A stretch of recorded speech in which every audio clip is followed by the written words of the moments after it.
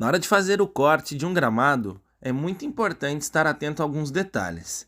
Perceba como o operador desliza com a roçadeira sobre o gramado. Ele não inclina ela para nenhum dos lados. Se houvesse essa inclinação, ele poderia fazer buracos no gramado, deixando assim o gramado feio e desnivelado. Então, na hora de fazer o corte de uma grama, apenas deslize com a roçadeira. Assim você vai fazer um corte uniforme, deixando assim a sua grama um belo tapete.